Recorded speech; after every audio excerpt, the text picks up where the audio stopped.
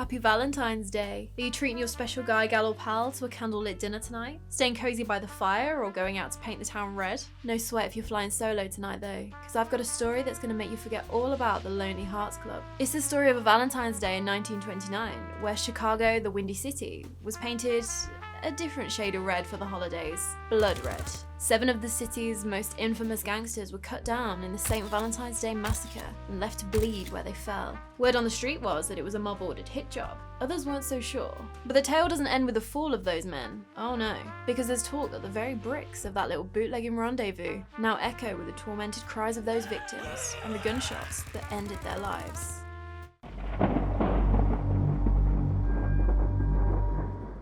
We gotta go back further than the 14th of February 1929 though, because like all good events in history, there's a backstory. And there's no better place to start than January 1920, when the Volstead Act, brought on by the 18th Amendment, came into effect in America. It effectively put a complete ban on the manufacture, importation, and sale of alcohol. Point blank, no more booze, period. So what did the American people do? Completely quit their cold beer on a Friday night cold turkey and did what Uncle Sam told them to do? Of course not. Immediately, there was a gap in the black market, which the mafia were only too happy to fill. They'd either smuggle alcohol in from Canada or other neighbouring countries like Mexico or the Caribbean, or they'd make it themselves. These bootlegging outfits would then sell this illegal alcohol in underground bars known as speakeasies. Because while you were inside them, you had to speak easy or speak quietly so that the police wouldn't be able to hear you from the outside and raid your favourite illegal watering hole. If you could get into the bootlegging game, you were going to be a very wealthy criminal if you lived long enough. Because where there's money,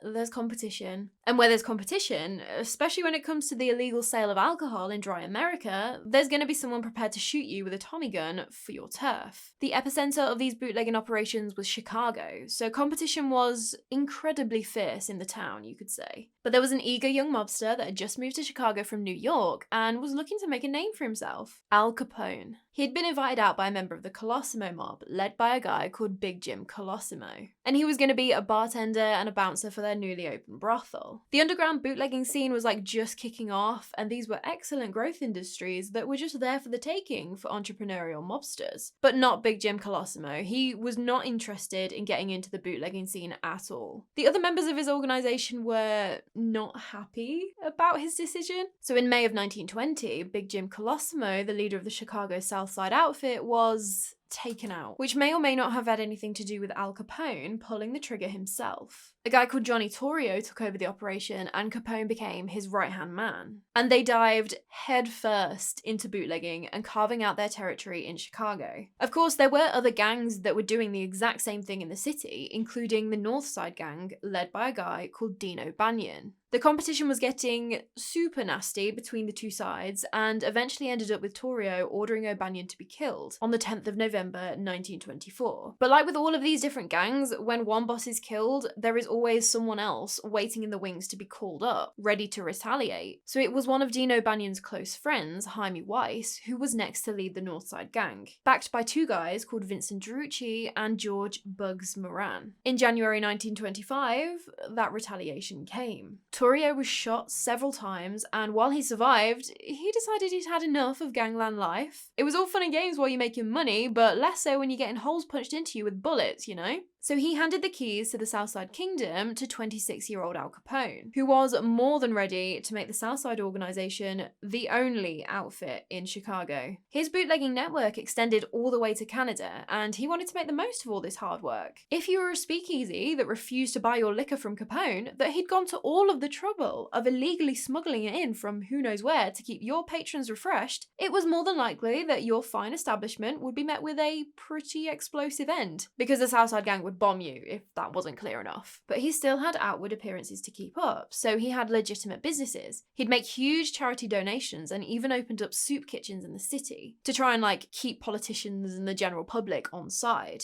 But obviously Capone's aggressive growth strategy to take over Chicago meant that he would often spark turf wars with other organizations. And in the age of Prohibition, when these were all about the bootlegging, these were known as the beer wars. Which sounds super fun, but it really wasn't. So Capone had an iron grip on the South south side, but the north side gang were not budging. And of course, they were still seething. In 1926, Jaime Weiss, Bugs Moran, and 8 carloads of the north side gang tried to assassinate Al Capone in the most 1920s mafia way possible. They fired around 200 bullets into the side of the Hawthorne Inn in Cicero, which is like half an hour out from the center of Chicago. And the Hawthorne was where Capone was basically operating out of. So he was in the hotel, they were firing bullets into the building, hoping that they'd hit Capone and not really caring who else they hit. There were a lot of online sources that say that there were 1,000 bullets fired into the Hawthorne, but based on the capacity of a Tommy gun and the amount of people, it seems that that's been grossly exaggerated over the years. Still, 8 carloads of gangsters rock up to your HQ and start firing into the walls. That is pretty intense. They didn't succeed though, and Capone emerged from the hotel unharmed, but you could say he was pretty pissed at this point. So in retaliation, the South Side lot killed the North Side leader, Jaime Weiss. And so who was going to step up now? It was time for George Bugs Moran to take a seat at the head of the table. Not only did he have a personal vendetta against Capone and the Southsiders, because of obviously killing the last 2 leaders of the gang, but Bugs was absolutely disgusted with Capone's behaviour. The Southside gang wasn't just into bootlegging and racketeering, they also made a lot of money from prostitution. Something that as a Catholic, Bugs just could not handle. Killing people in cold blood, that's fine, but prostitution was where Bugs drew the line. And he was not quiet about his burning hatred of Capone. Pretty much everyone in Chicago knew just how badly Bugs Moran despised Al Capone. Because these 2 gangs were at war with each other, fighting over Chicago streets. Like, it was everyone's business to know.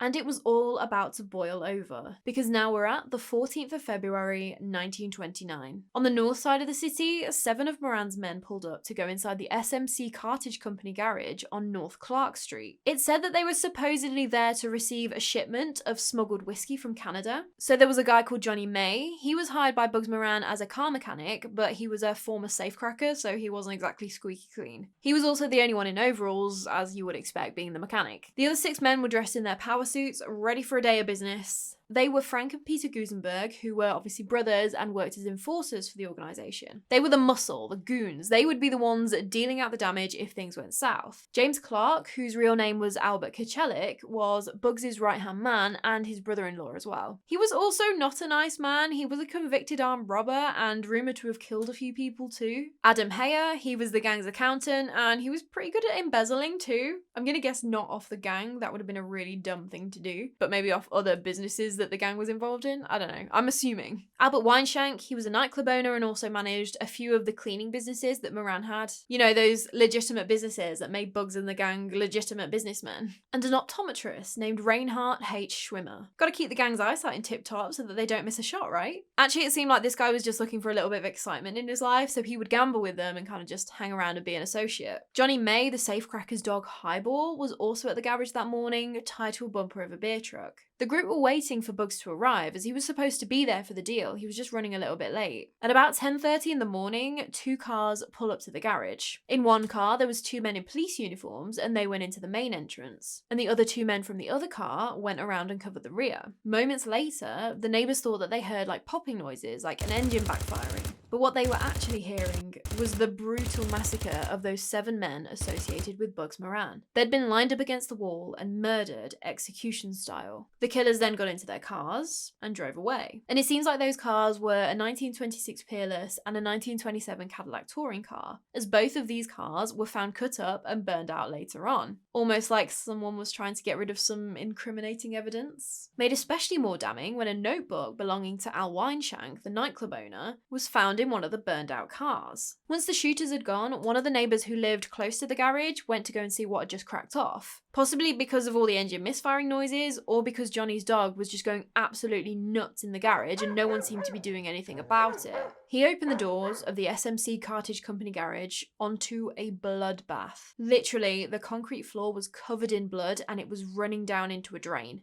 The bodies of the men lay on the ground exactly where they had been cut down. The neighbour heard one of them gasping for air and realised that Frank Gusenberg, one of the enforcer brothers, was actually still alive, despite having been shot 14 times and was trying to crawl towards the door. Obviously, the police were very quickly called. Frank was rushed to hospital and they were trying to make sense of the pretty grisly scene in front of them. Highball, Johnny's dog, was just growling and barking, wouldn't let anyone near him, was just going absolutely mental after being the only witness to the whole thing. And so Highball was actually put down that day. He was deemed just too dangerous and traumatized. The police were desperately trying to question Frank at the hospital, trying to find out what had happened. But Frank had lost a lot of blood, not his sanity. He wasn't about to go ratting on mob affairs just because he had been Swiss cheesed. He declared, "No one shot me," before finally, mercifully dying hours later. But even if Frank didn't want to talk, everyone, including the police, already had their suspicions. It was obvious, right? It must have been Al Capone. Who else hated Moran's organization enough to cut a group of them down like that? And if it had been Capone, it would have been an orchestrated attempt to assassinate Bugs Moran himself. Like, Bugs was supposed to be at the garage at that time too. It was only because he was running late that he wasn't actually there. Bugs actually got to the garage just after the actual police arrived, so he just assumed that the spot was being raided by the fuzz. But Capone's alibi was completely watertight. He could not be placed at the scene because he was actually in Miami. And he, quote unquote, depending on who you believe, learned about the shooting afterwards. Which,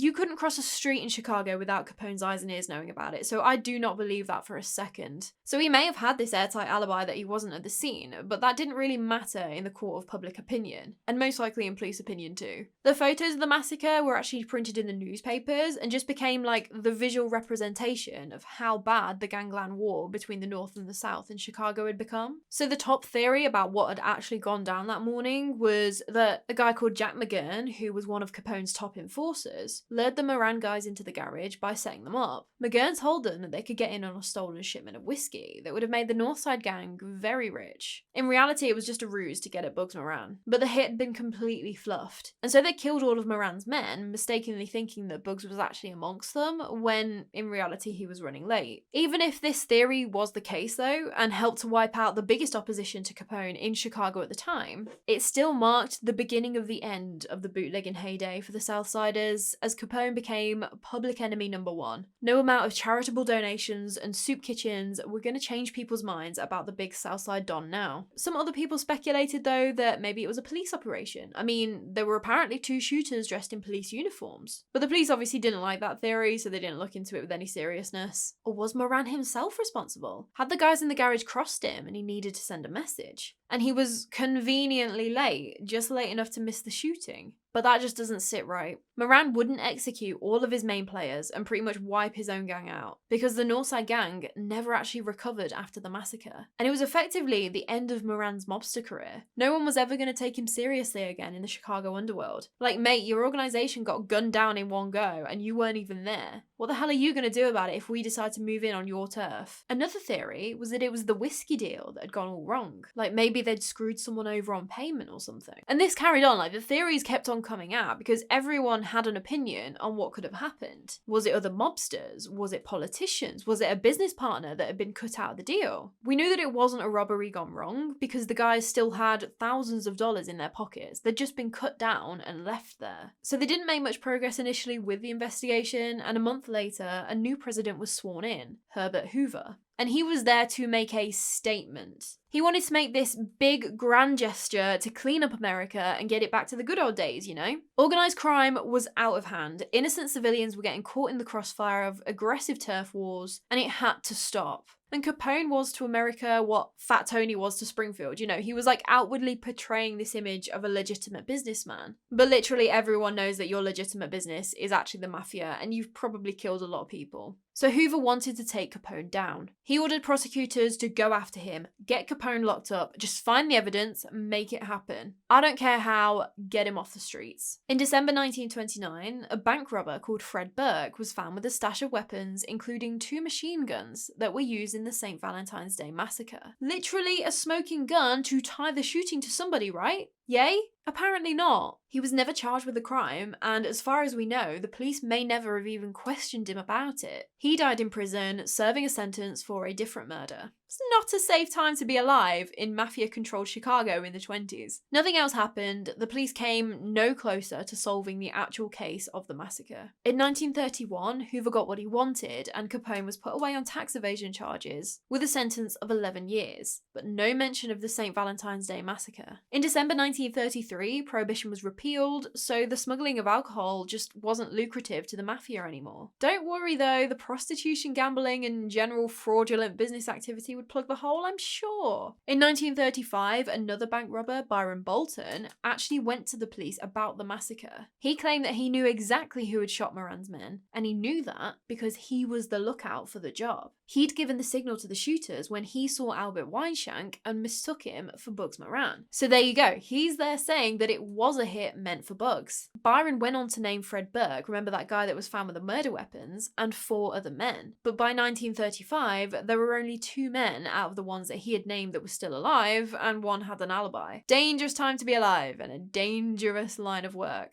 There was another theory that's commonly talked about online, and it involves a letter written by an amateur investigator called Fred T. Farrell. He claimed that the massacre had been in retaliation for the killing of a guy called William Davin Jr. at the C&O restaurant and cabaret, which was a popular spot for gangsters at the time. He was a firefighter, but more importantly, the son of a Chicago police detective. Apparently, as he lay dying in hospital, he told his cousin, William White, also known as Three Fingers Jack, that he'd been shot by one of the Gusenberg brothers. You remember they were the couple of goons from Moran's crowd. Thing about Three Fingers Jack was, he was actually a criminal himself, and known for his brutality. And so this letter went on to say that he was behind the massacre, getting revenge for what a guy associated with Moran's gang had done to his cousin. And the armchair detectives loved this theory, because it tied up so many of those little loose ends. Three Fingers Jack had apparently been known in the past to send killers out on a hit, dressed up as policemen to not attract too much attention. Exactly like what had been reported at the garage. And it would go some way to explaining why the police hadn't made any arrests for the massacre. Because if this theory was true, and they knew who was behind it, they would also know that the shooting was in retaliation for killing William Davin Jr., the son of one of their own detectives. So of course they're going to be more inclined to look the other way. The only problem with this theory, and the reason why most historians just completely discount it, it's just one small detail. It's tiny really, barely worth mentioning. Three Fingers Jack was in county jail when his cousin was shot at the C&O.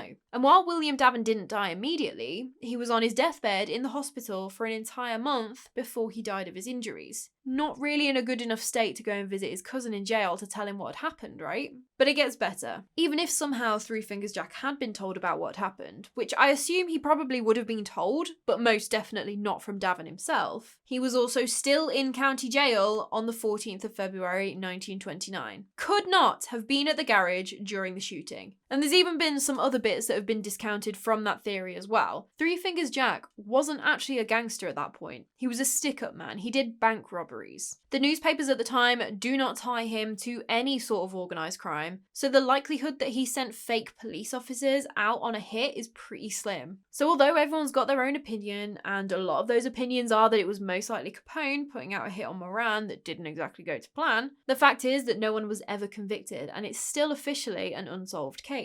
In 1967, the garage where the massacre happened was demolished and turned into a car park. But the wall which Moran's men were killed against was actually purchased by a Canadian businessman called George Patey. Thing was, assassination was the fashion of the 60s, and people were not as partial to true crime as they are now. He tried and failed to make a return on his investment. He actually opened a crime museum, but it completely flopped. He did open a Roaring Twenties nightclub and reassembled the 414 bricks in the men's bathroom so that the men could pee against the wall that Moran's men died against. Obviously, it was protected by a bit of plexiglass, you wouldn't actually be peeing on the actual wall. But he'd put targets around the bullet holes so you could use your stream as target practice. He did let his women customers go and peek in the men's bathroom at the infamous wall 3 times a week, if that was something you wanted to see. A few years after opening though, the club closed. Patey sold a few of the bricks as souvenirs, but didn't really turn a profit. And then the Mob Museum in Las Vegas acquired 300 of the 414 bricks. And that's where you can still see them today as a reconstructed wall. Because someone had the foresight in 1967 to number the bricks so that they could be reconstructed in the same order that they would have been in the garage. Pretty smart, forward thinking like that. But now when you visit, you might even see something a little bit more paranormal amongst the exhibits, because both staff and visitors to the Mob Museum have reported some weird goings on near the St. Valentine's Day massacre wall. Gunshots have been heard ringing out, and I'm assuming they're not canned ambience noises that play in the museum itself. And some have even heard screams and cries near the wall, potentially coming from the massacre victims themselves. The wall also featured on one of Zach Bagans' programs, that Deadly Possessions. One of the staff members went on the show and said that one night she was walking through the exhibits after they closed, making sure that no one was about to be locked in overnight. She spotted a figure over near the wall. She started walking over to them and they started to walk away and disappeared around a corner. When she caught up and rounded the corner, there was no one there. I'm assuming what makes this story interesting is that there was nowhere else for that person to go, like if they'd gone around that corner. Like there isn't another door leading off somewhere that they could have escaped through. But she didn't say anything like that in the interview, I'm just guessing. There was also another story about the bricks themselves before they came to be part of the original wall again in the Mob Museum. When the garage was pulled down in 1967, apparently some workers may have pocketed some souvenirs in the form of bricks, but it seems that after the massacre, the bricks may now be cursed. And I say this with a big apparently. So there were bricks that were taken home by the demolition workers, and then there were also bricks that Patey was trying to sell for $1,000 each, after his museum hadn't quite been the cash cow that he was hoping for. Genuinely, he was just ahead of his time. Throw him in 2014 and give him a podcast, he'd have made a killing. Anyway. He claimed that for every brick he'd sell, he'd end up getting just as many people returning them for a refund. Apparently people were claiming that they became gravely ill, they got in car accidents, got divorced, went bankrupt, like all of these things that are not ideal. And the customers believed that it was because these bricks that they'd just taken home must be cursed. But I couldn't find a single documented case of bricks being returned, or any sort of curse on them at all. There was no names, no dates, no bad thing that happened to anyone. And I just have a really hard time believing the guy that was trying to sell these bricks and trying to cash in on the notorious gangland murders, especially when he can't be backed up by actual evidence. So, yeah. So after the garage had been demolished, the bricks all taken away and the car park all laid out, weird things started happening there too. So the building that the garage used to be connected to, that's an apartment block, and it's been owned by the same guy for 40 years. And you can actually see there's a tar line on the side of the building where the garage roof used to be connected. Like a real life Easter egg for people that know what they're looking for. Anyway, this apartment block owner said that him and his tenants have experienced things that they can't explain. There's been claims of poltergeist activity, with things flying off counters and shelves, and even apparently TVs turning on and off in the middle of the night. There's also been faint screams and gunshots from a machine gun heard.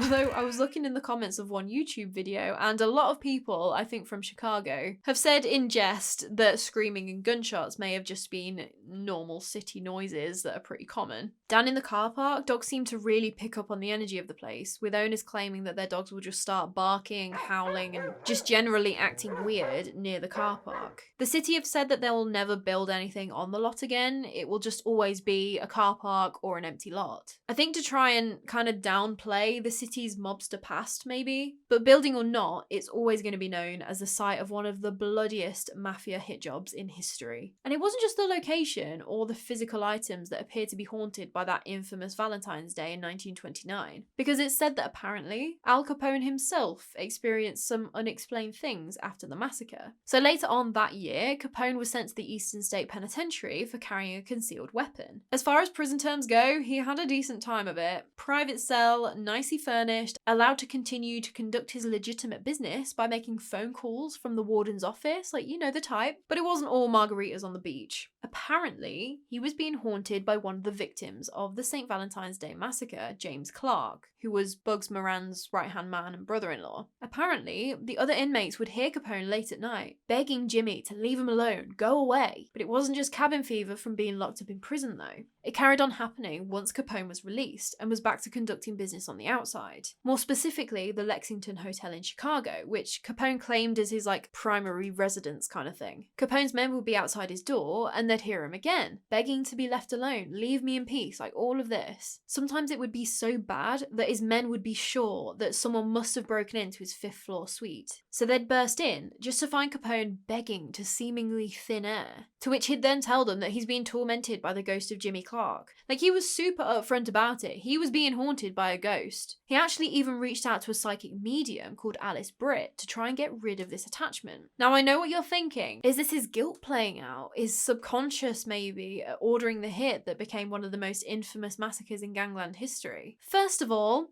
This dude was responsible for many more deaths than this. I don't think he felt guilty. But the guy did have syphilis that he possibly contracted from that brothel that he worked at when he first came to Chicago. And a later stage symptom of syphilis is hallucinations. So there's that. But that wouldn't explain what I'm about to tell you, because it looks like that seance didn't stick. Apparently, not long after this supposed seance took place, it's claimed that the ghost of Jimmy Clark was spotted by someone else. Jaime Cornish was Capone's personal valet, obviously very inner circle, high stakes, you gotta be on the ball all the time. He said that he walked into the lounge of Capone's apartment and saw the shadowy figure of a tall man standing near the window. He couldn't make out who the guy was, but obviously no one was supposed to be in there without him knowing about it. So he called out to the figure, obviously got no response, and apparently it moved behind the curtain out of sight. Cornish is in full-on mafia mode now. The word paranormal isn't even crossing his mind at this point. There is an intruder in his boss's suite that shouldn't be there and is trying to hide from him. Clearly not just housekeeping, is it? He shouts to two of Capone's bodyguards to come and help him sweep the apartment, but they didn't find anyone in there other than Al Capone himself, who just said, "I told you I've got an attachment, it's Jimmy Clark, duh."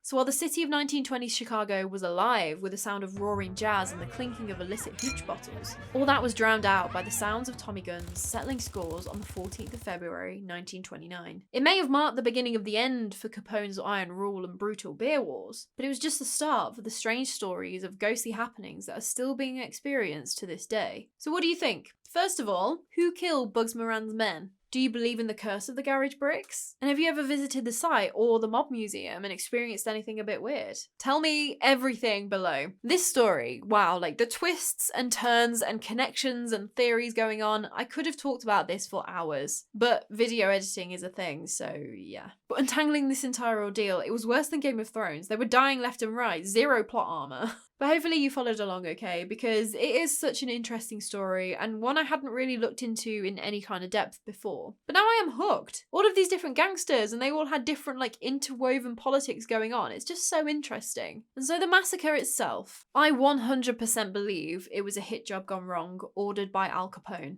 It's the only theory to me that makes the most sense. Like the motive was strong enough to want Bugs out of the picture in quite a horrific way. But obviously it just happened that fate made him a little bit late that morning. As for the curse of the bricks, we've spoken about curses surrounding famous people quite recently with our story on James Dean and his Porsche Spider, and I feel like the same logic rings true for this story, to be honest. There's one man where this supposed curse seems to originate from, and it's the man that stands to make the most money out of the notoriety of the curse. So I don't believe there is a curse on the bricks of the garage. If there was more evidence, more documents proving that new owners of the bricks ran into really bad luck, then maybe there might be some more weight to it. But as it stands, no, just doesn't sit with me. Are the bricks, and by extension of that, the wall in the mob museum, haunted? Now that is an entirely different question, and I do believe that it is entirely possible that it is. I'd say it's probably like a residual thing, like there's some big emotions that would have been going on in the garage that day. It's certainly possible that that energy is now stored somehow in those bricks. I find Al Capone's account really interesting for me too. Like for his bodyguard to say that he's possibly seen whatever it is that's been plaguing Capone. I don't know, it's just interesting to think about. Although yeah, like we said, syphilis did have later stage symptoms of hallucinations. Like by 1946, physicians had concluded that Capone had the mental age of a 12-year-old from his brain deteriorating from this syphilis that had been untreated for so long. So that potentially was the reason, but you'll just never know, will you? Maybe it was Jimmy Clark tormenting Capone from the other side for his part in the St. Valentine's Day massacre. And it seems like after Capone died, there were plenty of ghost stories that involved him too. Like there are so many different places that he's been spotted and even a potential other curse. So let me know if you'd like me to cover that, because I would be very interested to do more research on this. But that is all from me today. I hope you have an absolutely wonderful Valentine's, and I cannot wait to chat with you more next week. So until next time, sleep safe. Belonging to Alan White. Why? The Note Club owner. Oh my god, I was so close. Into Al Weinstein.